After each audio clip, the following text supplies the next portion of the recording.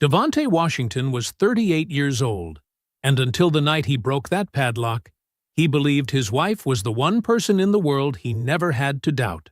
He had spent 6 months in Dubai building a bridge, literally, while his marriage quietly collapsed back home. He called every Sunday. He counted the days. He trusted completely. When his taxi pulled into the driveway, the house looked perfect, too perfect, redecorated, staged. His mother's bedroom converted into an office, and Amber standing in the doorway with a smile that had been practiced. She told him his mother had chosen to move into a senior living facility 2 months ago, but there was a padlock on the shed door, a padlock that wasn't there when he left. He called out. Something moved inside. His mother had been in that shed for 6 months. No proper bathroom, no heat beyond a space heater. 14 pounds lighter than the woman he kissed goodbye. His wife had locked her there and smiled at him from the doorway like she'd done nothing at all. And standing there holding his mother, Devonte Washington made a decision. Before we jump into the story, comment where in the world you are watching from and subscribe, because tomorrow's story is one you need to hear. The seat was small. Every seat felt small after 6 months of open desert sky, and a bridge that stretched a quarter-mile over a river that looked like hammered copper in the afternoon heat. Devonte Washington shifted in 14C, stretched his neck to the left, then the right, and listened to the low hum of the plane climbing through clouds somewhere above the Atlantic. The cabin lights had been dimmed for 2 hours. Most passengers around him were asleep. He wasn't. He never slept on the way home. Too much waiting compressed into too small a space. He pressed his thumb against the face of his phone and scrolled to the photo he kept as his wallpaper. His mother, Paulette, sitting on the back patio the day before he left. She was wearing the yellow linen shirt he'd bought her from a vendor near the project site the previous year. She was laughing at something off-camera, head tilted back, one hand pressed to her collarbone the way she always did when something genuinely got her. She looked like herself in that photo. She looked the way she'd always looked. Solid. Present. Like the kind of woman bad weather adjusts its plans for. He locked the screen. 6 months. That was the contract. A suspension bridge in Dubai, commissioned by a regional infrastructure firm that wanted it done fast and done right. And Devonte's engineering firm had won the bid on the strength of a proposal he'd spent 11 nights writing. He wasn't ashamed of being away. He was proud of the work.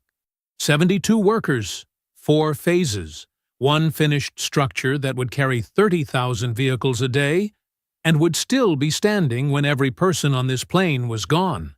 He built things that lasted. That was the whole point. His carry-on was in the overhead compartment. Inside it, beneath a folded change of clothes, was a flat box, a pair of gold earrings with small amber stones, for Amber, and a hand-carved wooden jewelry box from a craftsman near the Dubai marina, for his mother. He had picked them both out on the same afternoon 3 weeks ago, standing in a market that smelled like cedar and cardamom, thinking about how good it would feel to hand them over in person. Paulette had moved in with them 18 months ago, right after the hip replacement. The surgery itself had gone fine. Dr. Osei had been clear about that, but the recovery was slow, and the idea of her managing alone in her Decatur condo, navigating stairs and cooking for herself, was not something Devonte was willing to accept without a better option. So he'd converted the guest room, added a grab bar in the bathroom. He drove over to her condo and brought back her furniture and her books, and the ceramic rooster she kept on her windowsill that Devonte had always thought was the ugliest thing he'd ever seen, and had never once said so. The plan was always temporary. 6 months, maybe a year, until she was steady on her feet and felt confident alone again. But the house was large, and his mother was not a difficult woman, and he had never been in a hurry to push her out. Amber had felt differently. Not loudly. Not at first. It was small things. A comment about the kitchen being rearranged, a long silence after Sunday dinner, a certain tiredness in her voice when he asked how things were going at home. He'd addressed it once, directly, sitting across from her at the kitchen table before his flight. She'd said it was an adjustment. He'd believed her. He'd believed too many things from a distance. The video calls with Paulette had run like clockwork. Every Sunday, 7 p.m. Dubai time, 11 a.m. back home. She'd shown him her physical therapy progress, the book she was reading, the cardinal that kept landing on the patio rail. She'd asked about the bridge. She'd asked about the food. She had never once complained about Amber. But the last 2 months, the calls had changed. She looked thinner. The cardigan she wore in the most recent call had hung off her shoulders in a way that sat wrong with him, a way he'd filed under age and winter, and the comfortable lies a man tells himself when he's 6,000 miles away and there is nothing he can do. He'd tried Amber from Frankfurt during his layover. 4 rings, voicemail. He'd tried his mother next. 1 ring, then straight to voicemail. Something that had never happened before. Paulette treated a missed call like a minor emergency. She called back within 10 minutes, always. He'd told himself she was napping.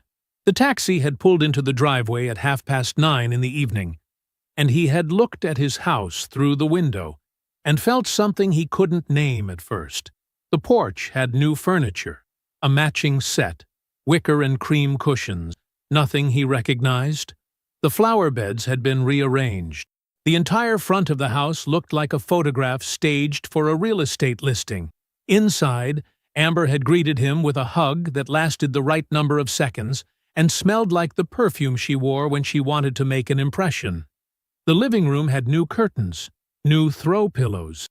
His mother's reading chair, the wide, faded armchair she'd brought from her condo, was gone.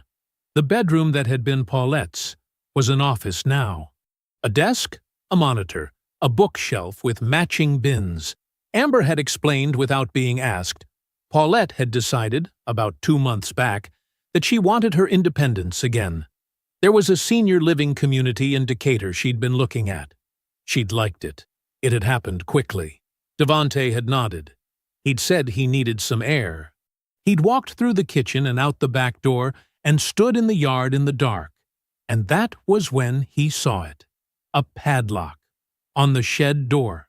A padlock that had absolutely no business being there, on a shed he had left unlocked and empty the day he flew out.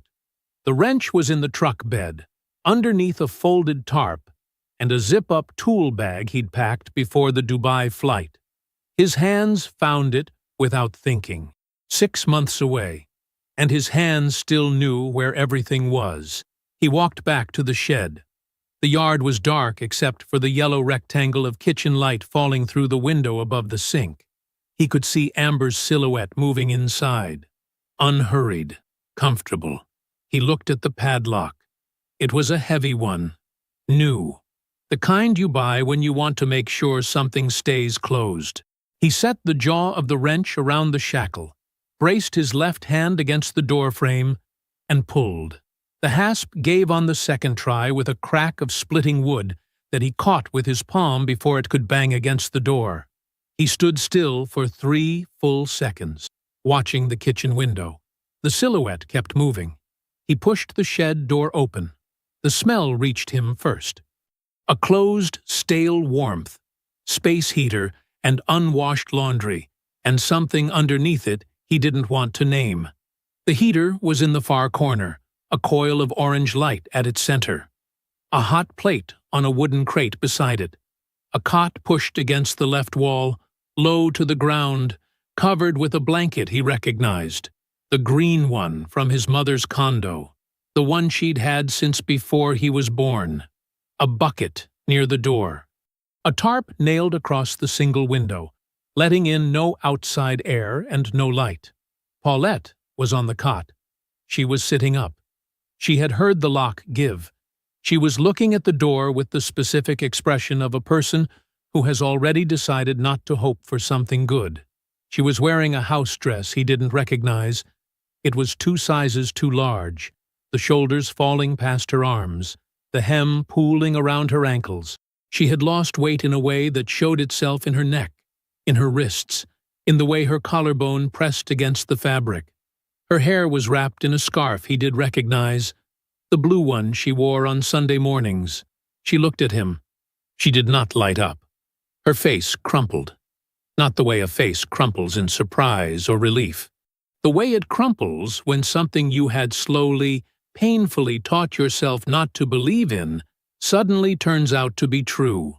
Her eyes filled and her chin dropped, and the sound that came out of her was very small and very old, like something she had been holding in a clenched fist for a very long time. Devante crossed the shed in 4 steps and sat on the edge of the cot and put his arms around her. He felt how light she was. He felt her shoulder blades like folded wings. He did not speak. He counted his breaths. 1, 2, 3. He kept counting because it was either that or it wasn't. And if it wasn't, he did not know what would come out of him. And he needed to know. The rage arrived on count 11. It didn't come hot. It came the way a diagnosis comes, clear, total, and rearranging everything it touched. His jaw tightened. His hands stayed gentle. He helped his mother to her feet slowly, one arm around her waist, her hand on his forearm the way she used to hold it when he was 7 years old and crossing a parking lot. He guided her out of the shed and across the yard, staying close to the fence line, away from the kitchen window. He took her in through the back door and into the hallway and into the living room, where he settled her in the corner of the couch and put the throw blanket from the armrest over her lap. "Don't move," he said quietly. "I'll be right back." He walked into the kitchen.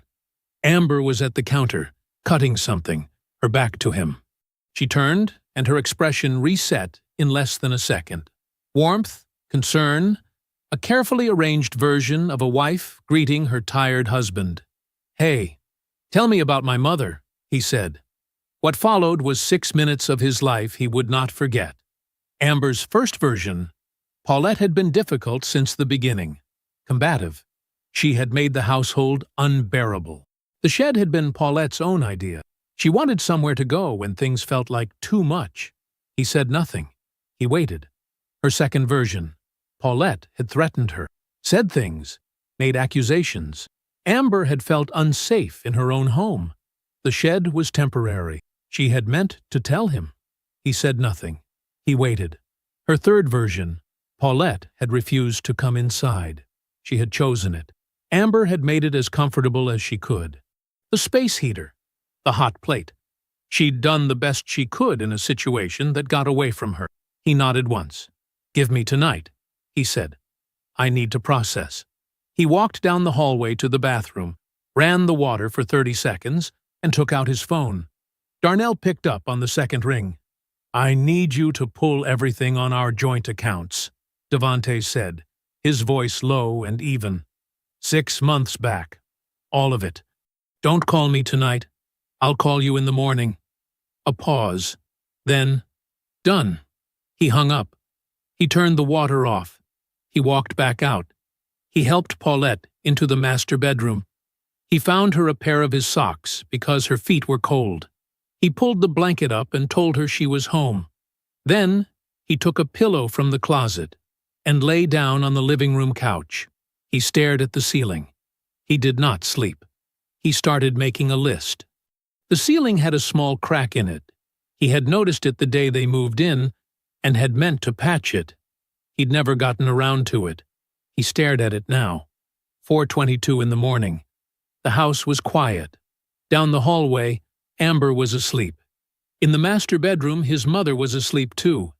He had checked on her twice, standing in the doorway, watching the slow rise and fall of the blanket until he was satisfied. His mind was not quiet.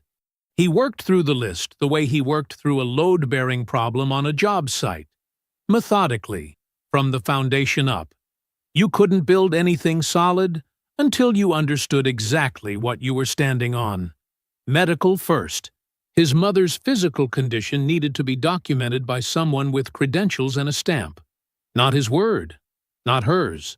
A physician's report, with dates and measurements and clinical language that no one could wave away. Financial second. Whatever Amber had moved, wherever she had moved it, needed a paper trail. Darnell had 6 months of account activity. That was the start, not the finish. Legal third. He did not know exactly what this looked like yet, but he knew he needed someone in his corner who did. A name. A referral. A meeting before Amber understood that a meeting was necessary. Witnesses fourth. Patricia. Whatever Patricia knew, he had seen enough of the woman over 4 years of marriage to understand that she was not a bad person. She was a quiet one, and quiet people saw things they didn't talk about. He intended to find out what she had seen. He did not write any of this down. He didn't need to. He had built entire bridge specifications in his head during long flights and reproduced them without error. This was simpler than that. At 5:45, the first gray light came through the blinds. He got up. Dr. Miles O'Sea's practice opened at 7. Devante knew this because he had been bringing his mother to this office for 3 years, since before the hip surgery, since before the move. Dr. O'Sea was a man who arrived before his staff did and left after they went home. He was already unlocking the front door when Devante's car pulled into the lot. He took one look at Paulette getting out of the passenger seat and held the door open without saying a word. The examination took 40 minutes. Devante sat in the chair beside the table, not in the waiting room, because Paulette had held his hand when he offered it and had not let go. Dr. O'Sea did not rush. He moved through the examination with the thoroughness of a man who understood that what he documented today would matter later, even if no one had said so explicitly. He weighed her. He checked her blood pressure. He examined the pressure sore on her left hip, the surgically repaired one, with a focused expression that told Devante everything about its severity before he said a single word. 14 pounds, doctor, O'Sea said, writing. Since her last visit in August. That visit was… He paused. He looked up. Her last visit was in month 3. Mrs. Washington, your wife, brought her in. She said Paulette had fallen in the backyard. Devante kept his face still. What did my mother say? Dr. O'Sea glanced at Paulette. She confirmed the fall. She seemed tired. I noted it, but attributed it to the hip recovery. I should have pushed harder. You documented it? Yes, everything. Devante turned to his mother. She was looking at her hands, folded in her lap. Mama, he said it gently. Why didn't you say something? To Dr. O'Sea? To anyone? Paulette was quiet for a moment. When she spoke, her voice was steady in the way that things are steady when they've had a long time to settle. She told me you wouldn't believe me over her. She did not look up. She said you were building something important over there. Said I would just be causing problems. Said you'd already made your choice when you married her. And she was your family now. She paused. She said it enough times that I started to wonder if maybe she was right. The room held that sentence for a moment. Devante absorbed it the way a wall absorbs an impact. He took it in, and he did not move. She wasn't right, he said. His mother nodded once, slowly, like a woman filing something away in a place she intended to keep. He turned back to Dr. O'Sea. I need everything in writing. The weight, the malnutrition, the pressure sore and how long it went untreated, the August visit, her condition then, and the condition she's in now. Formal documentation. Dr. O'Sea was already reaching for a notepad. I'll have it ready by end of day. By 9 o'clock, Paulette was settled in the guest room at Darnell's house. Darnell's wife, Carol, had made her tea and toast, and had the quiet, no-questions grace of a woman who understood that some situations required presence rather than conversation. By 9:45, Devante was sitting across from Darnell in the back corner of a coffee shop on Memorial Drive. Between them, a manila folder. Inside the folder, printed bank statements, account summaries, and a handwritten breakdown in Darnell's precise, small handwriting. Darnell slid the folder across the table without preamble. Devante opened it. He turned the pages slowly. His coffee went cold. The numbers were not a surprise exactly. He had known, somewhere underneath the last 12 hours, that what he would find here would be significant. But there was a difference between knowing a wall has damage and seeing the damage in front of you, spread across 14 printed pages, highlighted in yellow, time-stamped, irrefutable. A personal account he had never heard of, opened 8 weeks after his flight left for Dubai. $47,000 moved from their joint savings into it across 11 separate transfers, each one small enough to avoid triggering an automatic alert. A personal loan of $12,000 drawn against a joint credit line. $25,000 pulled from the home equity line. He set the last page down. He looked at the total Darnell had circled at the bottom of his handwritten notes. $84,260. "Can you recommend a forensic accountant?" Devante said. Patricia Covington's house was a small brick ranch on a quiet street in Lithonia, with rose bushes along the front walkway and a welcome mat that said, "Home is where the heart is." The kind of house that looked warm from the outside. The kind of house that had learned to keep its business inside. Devante stopped at a drive-thru on the way and bought 2 coffees. He didn't know how Patricia took hers. He got them both black and brought sugar packets in his jacket pocket, because that was the kind of detail that made a man seem unthreatening, and he needed to seem unthreatening. He rang the bell at 10:15. Patricia came to the door in a housecoat and reading glasses, clearly not expecting anyone. When she saw Devante, something moved across her face. It was fast, quick as a cloud shadow passing over pavement, but he caught it. It was not surprise. It was the expression of a woman who had been waiting for a knock she'd been hoping wouldn't come. "Devante," her voice was warm by habit. "Honey, I didn't know you were back. Got in yesterday." He held up the cups. "I brought coffee. I'm sorry to come without calling." She looked at the cups. Then she stepped back and opened the door wider. They sat at her kitchen table. She had added a crocheted placemat under his cup without asking. Old habit. He did not ease into it. He did not make small talk about Dubai, or the weather, or how the rose bushes looked. He just began, quietly, without accusation, the way you describe a thing you witnessed rather than a thing you're angry about. He told her about the padlock. He told her about the wrench. He told her what he found when the door opened. The cot, the space heater with the fraying cord, the bucket in the corner, the hot plate with a single pot sitting on it. He told her his mother had lost 14 pounds. He told her about the pressure sore on the hip that had been repaired 18 months ago. He did not raise his voice. He watched her face. She did not look surprised. She looked the way people look when they hear out loud something they have been trying not to think about in the quiet, like hearing a sound and finally admitting to yourself that you always knew where it was coming from. Her hands were wrapped around her coffee cup. They were very still. "I went twice," she said finally. Her voice was smaller than it had been at the door. "I came over. The first time was maybe 8 weeks in. I wanted to see how Paulette was settling in after. Well, Amber had told me Paulette was having a hard time adjusting, said they were working through some tension." She stopped, started again. "I saw Paulette in the backyard. Amber said she liked to spend time out there, gardening, getting fresh air." Devante said nothing. The second time, Patricia set her cup down. It was a Sunday. November, maybe. Cold enough that I said something. I said, "Amber, it's too cold for her to be out there like that." And Amber said she'd just stepped out, that she wouldn't be long. She pressed her lips together. After that visit, I called Amber. I told her it didn't look right. I told her Paulette looked thin, that something felt off. What did she say? Patricia exhaled slowly through her nose. She said I didn't understand the full picture.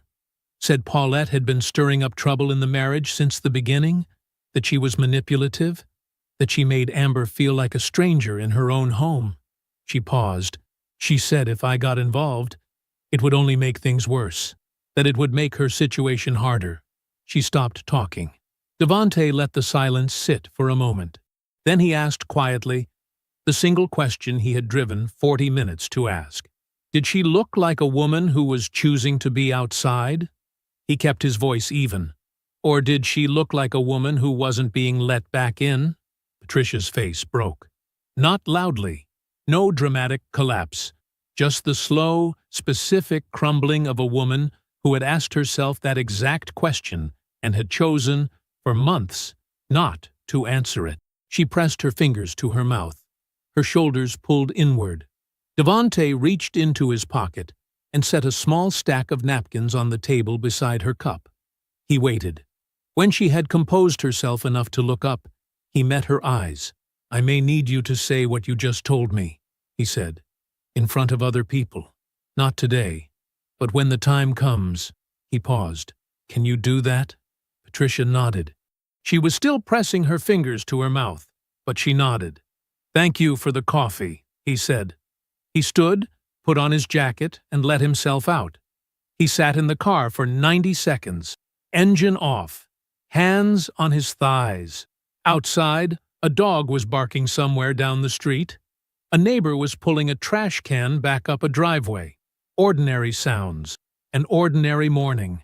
He sat inside it and let himself be very still. Then he started the car and pulled away from the curb. The house smelled like garlic and rosemary when Devante pushed through the front door. He stopped in the entryway. The dining room table was set. Not the everyday dishes, the good ones, the cream-colored plates with the gold rim that only came out for holidays and company. 2 candles, a bottle of wine already open and breathing. Amber was moving between the kitchen and the table in a soft blouse he hadn't seen before, her hair down, moving with the easy confidence of a woman who believed she was still holding the better hand. She looked up when she heard him. Perfect timing, she said. I made the lamb chops, the ones with the herbs, his favorite. Smells good, Devante said. She had done the whole thing right. The food was excellent. She was a good cook when she wanted to be, and tonight she wanted to be. She poured his wine first. She asked about Dubai, the bridge project, the flight home. She laughed at the right moments. She touched his hand once, briefly, when he described the heat. Devante answered her questions. He kept his voice easy. He let his shoulders sit low. But he watched her the way he assessed load-bearing walls, not with his eyes exactly, but with something behind them. Checking, measuring, looking for where the stress was being hidden. I've been doing a lot of thinking, Amber said, setting her fork down with the deliberate care of someone who had rehearsed the moment. About us. About everything. I think things got so far out of hand because I was drowning, Devante. You were gone, and I was managing everything alone, and your mother.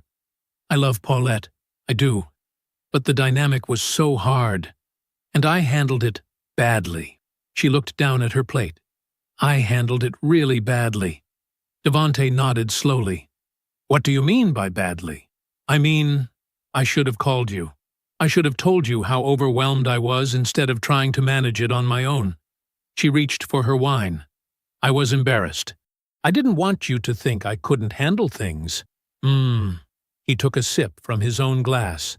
What would you have wanted me to do? If you had called. She looked at him. The question wasn't hostile. It was open, patient. The kind of question a man asks when he genuinely wants to understand. Come home sooner, she said quietly. Or, helped me figure out a real solution for your mother. A professional situation. Somewhere she'd be properly cared for. She paused. I was thinking, maybe we could see someone. A counselor. Someone who could help us work through all of this together. Her voice had the specific softness of someone who has decided that softness is the right tool for this particular lock. I don't want to lose us, Devante. I really don't. I hear you, he said. He asked her more questions over the next hour. Small ones, careful ones. He let her talk until she had said everything she'd prepared, and then a little more. Besides, he watched her relax in increments, watched her read his calm as permission, watched her begin to believe that she was managing this the same way she managed everything else, by controlling what the other person felt. He let her believe it. After dinner, he helped clear the table. She kissed him on the cheek in the kitchen, and he squeezed her hand and told her he was tired, that his body still thought it was 3 a.m. She said she understood. Of course she did. He waited until her breathing slowed and deepened in the bedroom. Then he got up from the couch, moved through the dark house in his socks, and sat down at the desk in what used to be his mother's room. The computer was hers. They shared the login. He opened the browser. He wasn't looking for anything specific. He found something specific anyway. It was an email thread in the secondary folder she used for non-work correspondence, the one she'd set up years ago for subscriptions and online orders. The thread was between Amber and a woman named Keisha Drummond at a realty group in Decatur. The subject line was, 4811 Garrison, offers. He read it slowly. The first email was from October, 8 weeks after he'd left for Dubai. Amber had written to Keisha asking about listing timelines and what a quiet, pre-market sale might look like. Keisha had written back with numbers. By November, there were 2 offers, both above asking. Keisha's message read, both buyers are pre-approved and ready to move fast. Let me know how you'd like to proceed. We can have this closed before the new year if you want to keep things simple. Amber's reply, let me confirm a few things on my end first. I want to make sure the timing is right. The timing. Their house. His name on the deed beside hers. She had been planning to sell it, take the proceeds, and be gone before his flight landed. The lag in international communication, the distance, her control of the local mail and the accounts and the narrative. She hadn't just been moving money. She had been building a disappearing act. Devante sat with the screen's glow on his face for a long moment. He didn't feel rage. He felt something colder and more complete. The particular stillness of a man who has just seen the full blueprint of a structure and understands now exactly where every single beam is. He plugged in the flash drive from his jacket pocket. He copied the thread. He cleared the browser history. He closed everything and left the room exactly as he'd found it. Back on the couch, he pulled the blanket up and closed his eyes. He was asleep in 4 minutes. The call to Adrian Boone lasted 4 minutes. Devante made it from his truck, parked 2 blocks from the house, engine running. He introduced himself, told her Darnell Okafor had referred him, and said he needed a consultation as soon as possible. She asked if he could come in at 10. He said yes.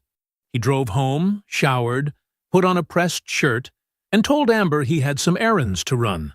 She was still in her robe, coffee in hand, looking easy and unbothered.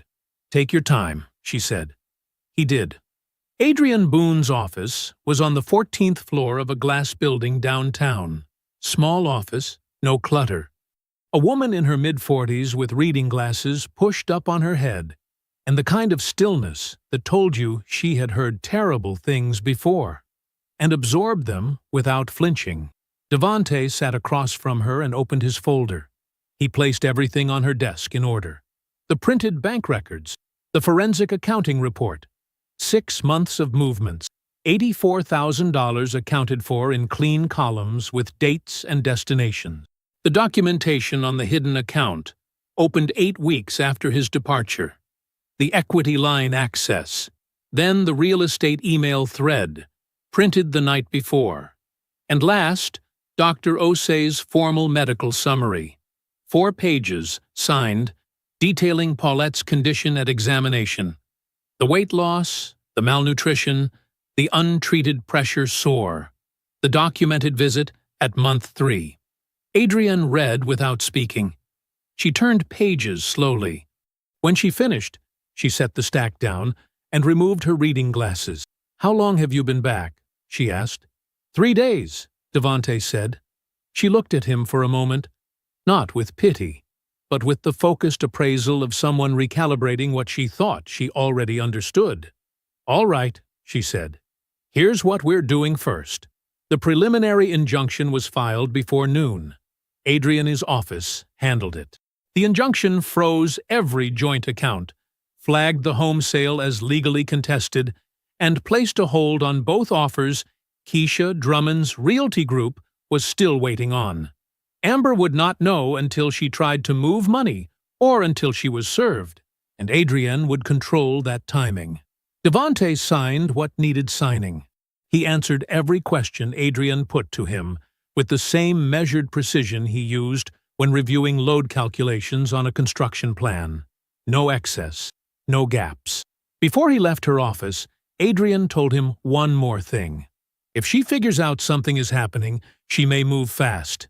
Anywhere your name appears as a beneficiary, life insurance, retirement accounts, you want to update those now. It's legal, it's quiet, and it protects you. "Already planned to," Devante said. He handled both accounts from his phone in the parking garage before he reached his truck. His mother's name restored to where it should have been all along. He called Patricia Covington from the same parking garage, still sitting in the driver's seat with the engine off. She picked up on the second ring. "Devante?" "Ms. Pat." He kept his voice level. "Easy. I'm putting together a family meeting, Saturday afternoon, at the house, 4811 Garrison. Starts at 2 o'clock. A pause. "Is Amber going to be there?"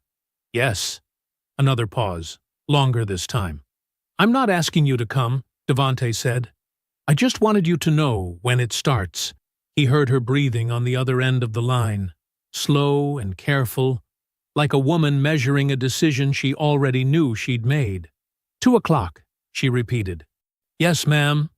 He ended the call and sat for a moment in the quiet of the garage. Somewhere above him, tires squealed on a parking ramp.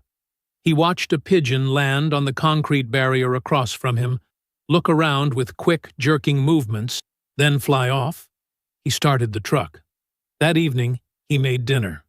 He cooked simply: chicken, rice, a salad, and he set the table and poured 2 glasses of water and called Amber in from the living room. She sat across from him and smiled, and he smiled back, and they ate and talked about ordinary things. She mentioned a colleague at the bank. He mentioned the traffic on I-20.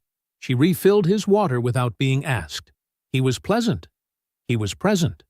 He gave her nothing to read in his face, because there was nothing there he wanted her to find. After dinner, he told her he was going to get some air. She nodded. He pulled on his jacket and walked through the house, through the kitchen, and out the back door into the yard. The evening had gone gray and cool. The grass was damp. The shed sat at the back of the property the way it always had, wood-sided, ordinary-looking from the outside. He had replaced the padlock with a new one after the first night, a heavier one. He unlocked it, stepped inside, pulled the door shut behind him. The space heater was still in the corner, the cot still against the wall, the thin blanket folded at its foot, the way his mother always folded blankets, the hot plate, the bucket, the tarp over the window, blocking out what little was left of the evening light. He sat on the cot. The foam gave under him with a soft, worn sound. He didn't move for 20 minutes. He just sat in the dark and the quiet, and let the room be exactly what it was. Then he stood up, stepped out, and locked the door behind him. Devante told her over dishes. He washed. She dried. The kitchen was warm and smelled like the lemon soap she kept by the sink, and he waited until she had settled into the rhythm of it before he said anything. "I want to have a family meeting tomorrow," he said. "Afternoon, here." Amber set a plate on the stack. "A family meeting. You, me, my mother, Darnell." He handed her a glass without looking up. Clear the air properly. I don't want to keep carrying this without talking it through. She was quiet for a moment. He could feel her thinking, measuring the offer, turning it over, looking for the catch. He kept washing. "Darnell's going to be there?" she said. He offered to sit in. Neutral party? Devante handed her the last glass. "I thought it would help." She nodded slowly. He could hear it in the small sound she made, the almost smile, the release of tension she thought she was hiding. Darnell. She had always liked Darnell. Darnell meant balance. Darnell meant Devante was still trying. "Yeah," she said. "I think that's a good idea." "Good." He drained the sink. 2 o'clock. He left her to it after that. She stayed up past midnight. He could hear her in the living room, the soft sound of her pacing, the occasional murmur of words being tried out and rearranged. She was rehearsing. He knew her rhythms well enough to know exactly what she was doing on the other side of that wall. Overwhelmed. Miscommunication. Good intentions. Things got out of hand. He lay on the couch with his eyes open and let her practice. He called Darnell at 10. "We're confirmed for 2, Devante said. "She's in." "How'd she take it?" "Exactly how I expected." He paused. "Bring the folder. Everything in order. Bank records first, then the forensic report, then the real estate emails, then Dr. Ossie's summary. Photo of the shed last." "Got it." Darnell's voice was even, unhurried. "She know what's coming?" "No." A beat. "All right. I need you to let her talk," Devante said. "When we sit down, don't cut her off, don't react. Just let her go through the whole thing. How long you giving her?" "As long as she needs." Darnell understood. He always did. "I'll be there at 1:30. After he hung up, Devante called his mother. Darnell's wife, Renee, answered first, told him Paulette was awake and had eaten a full breakfast for the second morning in a row, which she said with a brightness in her voice that told him what it meant. He thanked her. Then Paulette came on the line. "Hey, baby." Her voice was steadier than it had been 3 days ago. Still thin at the edges, but steadier. "Hey, Mama." He sat down at the kitchen table. "Tomorrow's at 2. You don't have to say anything if you don't want to. I just need you in the room." A silence. Not hesitation. Consideration. His mother had never been a woman who spoke before she thought. "I'll be there," she said, "and I'll have something to say." He didn't push for more. He just told her Darnell would pick her up at 1, and she said fine. And they stayed on the line together for another minute without saying anything particular, which was its own kind of language between them. Saturday morning came in gray and cool. Amber was up before him. He found her in the bathroom, already dressed. A soft cream blouse, tailored slacks, small gold earrings. Careful, composed, she had put thought into it. Not too formal, not too casual. The kind of outfit that said, "I am a reasonable woman who is willing to work through this." He made no comment. He brewed coffee and stood at the window and drank it while the yard came into focus through the morning light. At noon, Amber left briefly and came back carrying a small potted plant, something green and leafy, tied with a thin white ribbon. A peace offering. He watched her set it on the counter and smoothed the ribbon straight with her thumb, adjusting it twice until it sat exactly the way she wanted. He said nothing about the plant. Darnell arrived at 1:30 with Paulette. Devante met them at the door. His mother was wearing her gray cardigan, the one with the small pearl buttons, and her good shoes. She looked thinner than he wanted her to look in front of anyone, but she stood straight. She always stood straight. He held the door open. She walked in. She looked around the house, her son's house, the house she had lived in, with a quiet, settled expression that told him she had already made her peace with being back inside it. Darnell came in behind her, manila folder under his arm, and gave Devante a single look that said, "Ready." By 2 o'clock, they were all seated. The living room was still. Devante and Paulette on one side of the coffee table, Amber across from them, the small potted plant on the end table beside her. Darnell to the side, neutral, present, the folder resting closed on the coffee table between them all. The front door was unlocked. Devante folded his hands in his lap and looked at his wife. "Thank you all for being here," he said. "Amber, why don't you start?" Amber smoothed her hands across her thighs and began. She had practiced this, every word of it. He could tell by the way she opened, not with a defense, but with context, the kind of careful framing a person only builds when they've had time to construct it. Her voice was measured, warm, even. "I want to start by saying that I never wanted things to go the way they did."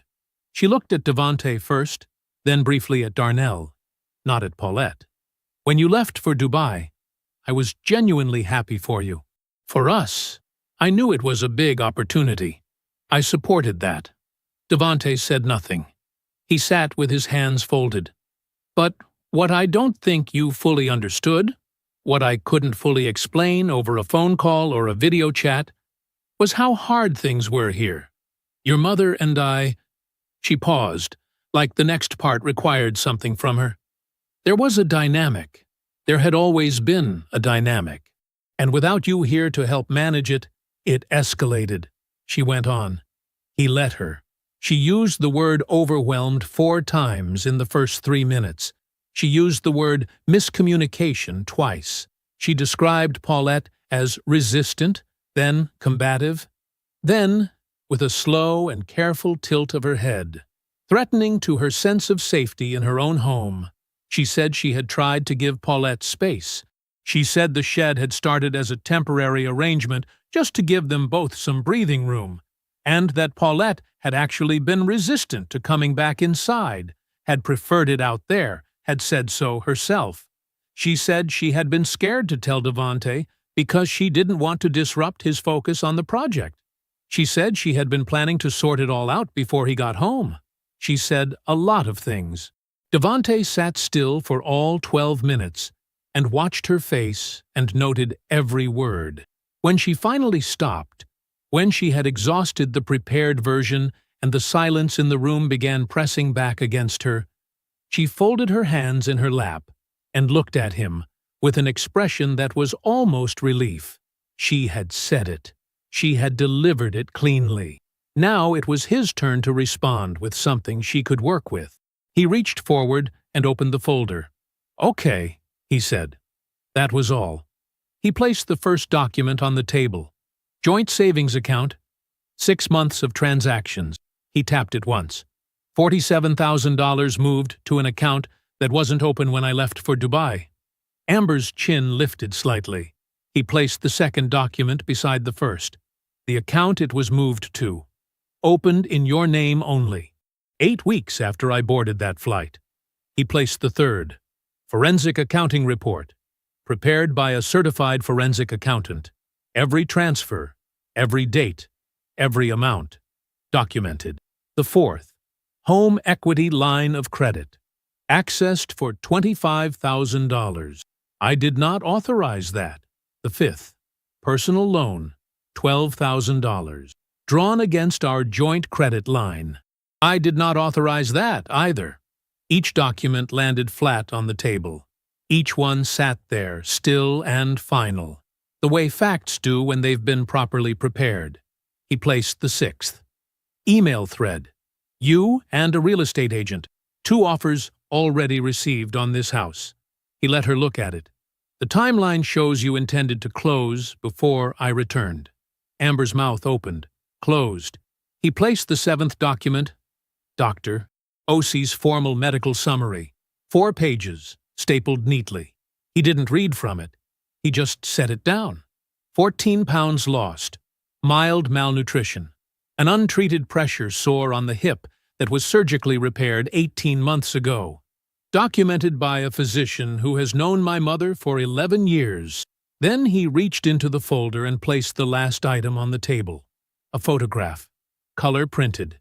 Dated in the bottom right corner. The inside of the shed. The cot. The space heater. The bucket. The hot plate. The tarp nailed over the window. The room was completely silent. Amber looked at the photograph. Then she looked up. Something in her had shifted. The composure was still there, but it had thinned, and underneath it was something harder and less practiced. "You don't understand what it was like," she said. "She was never going to accept me. You know that. You've always known that. She has had a problem with me from the beginning, and nobody ever wanted to say it out loud, but I'm saying it now. Everything I did, everything, was because I was trying to hold this household together while your mother was doing everything in her power to come between us." She was looking at Devante when she said it, so she didn't see Paulette's expression change. "I accepted you," Paulette said. Her voice was not loud. It did not need to be. "I accepted you the day my son brought you home. I cooked for you. I sat at your table and ate your food and kept my opinions to myself for 4 years. Whatever friction you felt." She paused, just for a moment. "That was you. That was never me." The room held that. And then, from the entryway, came the soft sound of the front door opening. Patricia Covington stepped inside. She was wearing her Sunday coat, though it was only Saturday. She held her daughter's house key in one hand. She looked at the room, at the table covered in documents, at her daughter, at Paulette sitting straight in her chair, and she walked to the empty armchair in the corner and sat down in it without being asked. "I'm not leaving," she said quietly, to no one in particular. Amber turned to look at her mother. Patricia looked away. Amber looked at her mother for a long moment. Patricia did not look back. That was the whole of it. That was the wall Amber had been counting on, and it wasn't there. She turned back to the room, and the documents were still on the table, and every face was still and quiet and waiting. And for the first time since Devante had come home, she had nothing left to manage. Devante reached into the folder one more time. "Last one," he said. He placed it at the center of the table. It was a single page, a legal document, crisp and official, with a case number printed at the top and a judge's stamp near the bottom. "Preliminary injunction, filed Thursday morning by my attorney." He kept his voice even. "All joint accounts are frozen as of that filing. The home sale is legally blocked. Neither of the offers your agent received can move forward. The hidden account has been flagged and is part of the divorce proceedings." Amber went very still. "Divorce," she said. "Yes." She stared at the document. He could see her working through it, trying to find the angle, the opening, the version of this she could still redirect. He had watched her do it all afternoon. It was a habit she had, like a hand reaching for a door that wasn't there anymore. "I want you out of the house by end of week," Devante said. "The locks are being changed Monday.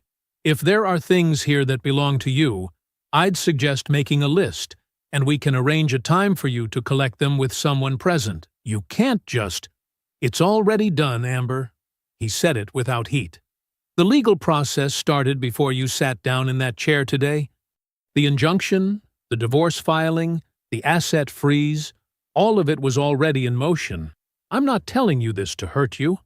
I'm telling you so that you understand there are no more steps to slow down." She shook her head slowly. "You planned all of this." "I did. Behind my back." He looked at her for a moment. Just looked. "You opened a bank account 8 weeks after I left the country. You moved $84,000. You had 2 offers on our house." He paused. "What would you call that?"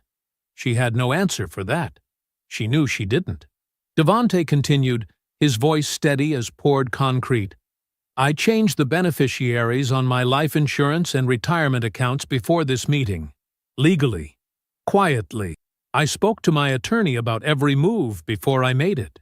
He folded his hands on the table. "I didn't do any of this in anger. I did it because I understood what I was dealing with, and I prepared accordingly." The room was silent again. Then Patricia's voice came from the corner, low and tired. "I told you," she said. She was looking at her daughter, and her eyes were sad, in the way that comes from a long time of knowing something and choosing not to say it. I told you it didn't look right. After the second time I came by. She stopped. Started again. You told me to stay out of it. And I did. I shouldn't have. Amber looked at her mother. Something crossed her face. Not guilt. Not quite. More like the specific anger of a person who has just watched their last door close. She stood up. She picked up her keys from the arm of the chair. She picked up her bag from the floor beside it. She smoothed her shirt with one hand, the same gesture she'd made at the beginning of the meeting, and for a second, she almost looked the way she had when she walked in. Composed, prepared, dressed for a room she expected to control. She walked to the front door. Devante stood and followed her, not rushing, and reached past her to hold the door open. She stopped in the doorway. Her back was straight. She turned just enough to look at him over her shoulder. "You're going to regret this," she said. It was meant to land like a threat. It came out like something smaller. Devante met her eyes. He held them. "I already have 6 months of regrets," he said quietly. "None of them are about today." She held his gaze for one more second. Then she walked out. He stood in the open doorway and watched her reach her car. He did not slam the door. He closed it the same way he did every other day. Steady, without ceremony, until the latch caught and the house was quiet. He stood there for a moment with his hand still on the door. Then Paulette's hand came to rest on his arm. Warm, certain. The same hand that had steadied him through every hard thing in his life. And here it was again. He let out a slow breath. A year is a long time. Long enough for grass to grow back where it had been worn thin. Long enough for a pressure sore to heal completely. For a doctor to look at a chart and nod with quiet satisfaction. For a woman who had stopped believing her son was coming back to start tending a garden again. Long enough to build a room. The sunroom sat at the back of the house where the shed used to be. Devante had drawn the plans himself, not because he had to, but because he wanted to. He wanted every measurement to be his. Large windows on 3 sides, facing east, so the morning light came in long and gold.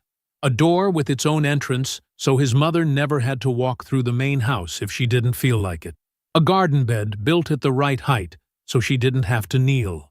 He had poured the foundation on a Saturday in October with Darnell beside him, the two of them working without talking much, the way men who trust each other don't always need to fill the silence. Paulette had stood at the edge of the yard with her hands on her hips and watched them work. She'd said it was going to be too big. She'd said she didn't need all those windows. She'd said both of these things in a tone that meant she was pleased. Sunday morning, 8:43. Devante came out to the back patio with 2 mugs of coffee, his mother's with cream and 1 sugar, the way it had always been, and found Paulette already in her chair, a cardigan pulled around her shoulders, watching a pair of birds argue over something in the garden bed. She looked better. Not just better than the shed. Better than before Dubai, even. 9 of the 14 pounds had come back, settling in her face and her arms in a way that made her look like herself again. Dr. Osei had called it a full recovery at her last checkup. Paulette had told the doctor she could have predicted that herself. Devante set her mug on the small table beside her chair and dropped into the chair across from her. The yard was quiet. Just the birds, and the sound of a lawnmower somewhere 2 streets over, and the light coming sideways through the pecan tree at the corner of the property. Cold, his mother said, wrapping both hands around her mug. It's 62 degrees. That's cold. He let that go. He drank his coffee and looked at the garden bed. She had planted marigolds along the front edge and tomatoes in the back, and between them something green and leafy that he had asked about twice and still didn't know the name of. The whole thing was orderly and a little wild at the same time, which felt exactly right for her. The space where the shed had been was completely gone now. Not just the structure, but the feeling of it. He had been deliberate about that. He hadn't demolished it. He'd posted it on a resale app in September, and a young couple from Clarkston had come with a flatbed trailer on a Sunday afternoon, both of them excited, talking about using it as a garden studio. He had helped them load it. He had stood at the end of the driveway and watched the trailer roll down the street and turn the corner and disappear. He had stayed there a little longer than necessary. Then he went inside and made dinner. Across town, some things had resolved themselves with the cold efficiency of documented evidence. The divorce had settled 4 months after the meeting. With the forensic accounting report, the hidden account, the equity line, the blocked home sale all part of the record, Amber's attorney had very little to work with. She received no claim on the house. She was required to repay a portion of the transferred funds as a condition of the settlement. Not all of it, but enough. Devontae's attorney, Adrian Boone, had called it one of the cleaner outcomes she'd seen.